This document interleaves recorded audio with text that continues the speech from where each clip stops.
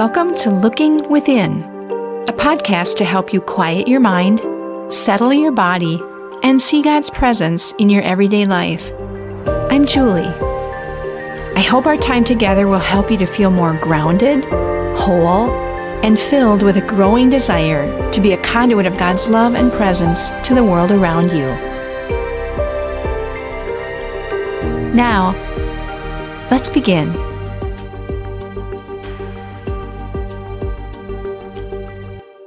Today we conclude a 4-part series on letting go. Holding as a model the falling leaves of autumn as they willingly let go of their attachments to trees and bushes, we've been taking these weeks to consider some things from our life that we might do well to let go of. Psalm 46:10 from the Bible has also been a wonderful reminder for us in its words of, "Be still and know that I am God." Or as it might also be thought of, let go and know that I am God. Sometimes letting go can seem like we're giving up on something, but more often than not, letting go can feel as if a burden of some kind is lifted off of our shoulders, allowing relief, even joy, and some lightheartedness to fill our hearts and minds. So far, we've considered letting go of overbooked and marginless schedules, our frequent desire to control the present moment, and letting go of useless emotional weight and detrimental narratives or stories that we hold inside over the years. Today, let's consider letting go of accumulated stuff. Yesterday was All Saints' Day, when we remember those beloved family members or friends who have died. Thinking about those people in my life who are gone now leads me to picturing their faces looking at me and asking me what it is that I really need to possess and own in order to be happy or to feel fulfilled or secure. It's a helpful question to be asked. In their final weeks of life, though they might have celebrated some select tangible items in their lives that had brought them pleasure or beauty, I'm sure their thoughts were more likely about the people who had meant something to them. And though money, assets, and retirement savings are important, I'm sure it was the amazing experiences in the outdoors or other settings that they had shared with others that crossed their mind as they reviewed their life. I just have to think that ultimately, our loved ones who have passed would tell us to let go of any strong attachment to stuff, reminding us that we are likely accumulating things and holding on to things because of an attachment to the past, or a fear or anxiety about the future and our security. They would advise us to travel more lightly on our journey, to enjoy the present moment more, to relish in the simple things of life that don't require owning lots of stuff, and to put relational time higher on the list of priorities. They would likely urge us to not be weighed down by lots of things to buy, maintain, and protect. Several years ago, I did a major decluttering in our home using the book by Marie Kondo called The Life-Changing Magic of Tidying Up. You may recall hearing about her and her method, which had you handle each item you were considering discarding and then asking yourself, does this bring me joy? If it did not bring you joy, that was your signal to thank it for what it had meant to you and to discard it, keeping anything that still did bring you joy. I made it through all of the various categories until I came to a screeching halt at the final category, sentimental items. As you might guess, Kondo and others would call this the hardest category for us to address when we declutter. The thought of disposing of these types of things seems somehow disrespectful to those with whom they're associated.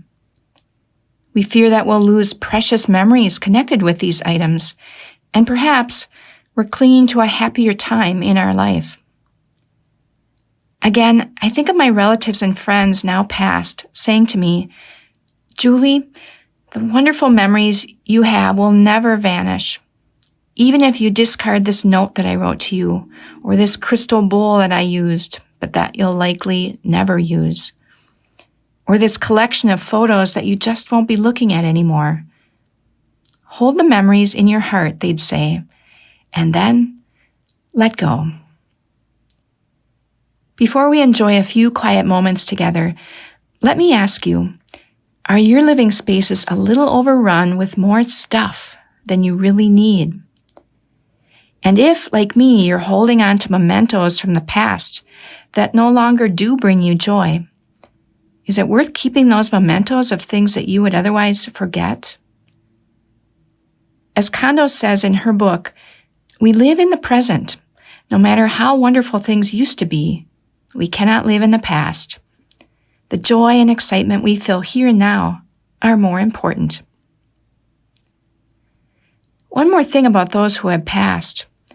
I believe they would tell us that the most important thing to invest in is our spiritual journey, our inner journey, this journey of our true and connected self that will be alive forever.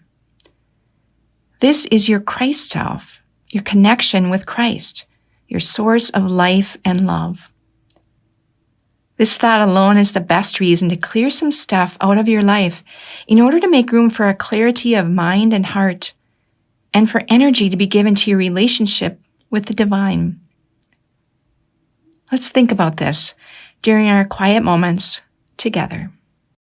In this quiet space and time, I'd invite you to gently close your eyes and to take a few deep breaths in and out,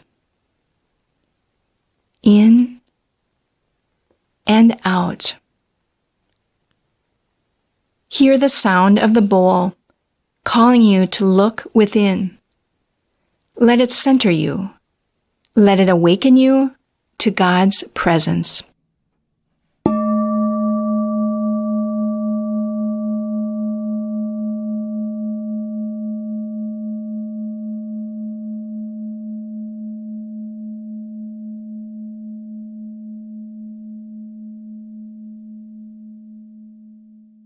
Picture a beloved family member or friend who has passed away.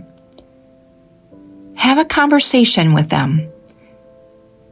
Take in their words of counsel and advice regarding the stuff and possessions in your life. What do you really need to keep for your journey? I'll be back with you in about 3 minutes.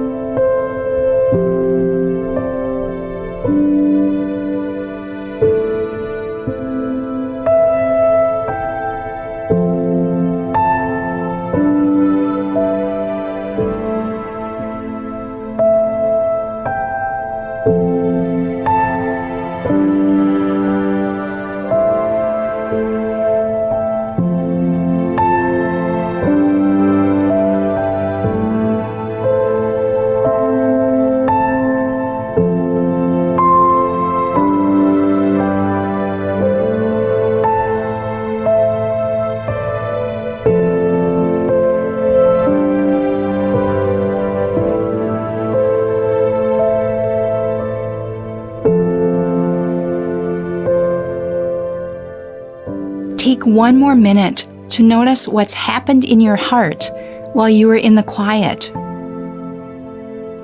What insight or intention will you carry forward?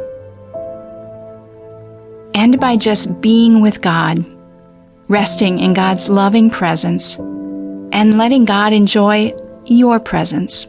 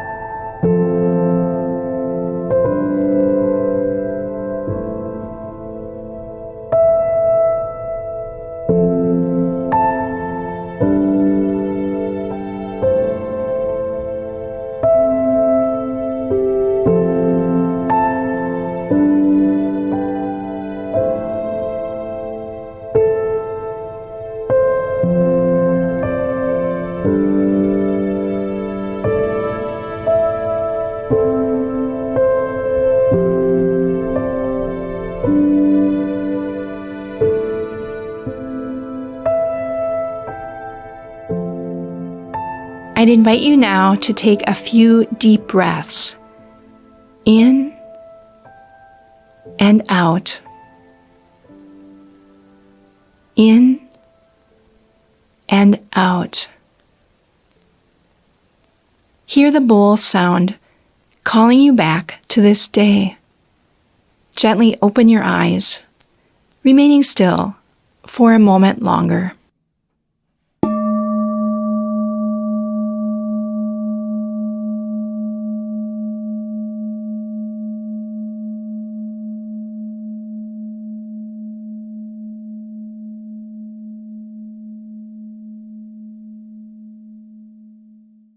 The ritual of letting go of accumulated stuff and of cleansing your home of what is no longer needed can be powerfully impactful.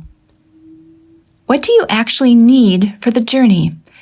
And how would a home and living spaces that are freed up of extra possessions free up space in your mind and heart for more time in relationships, especially with God?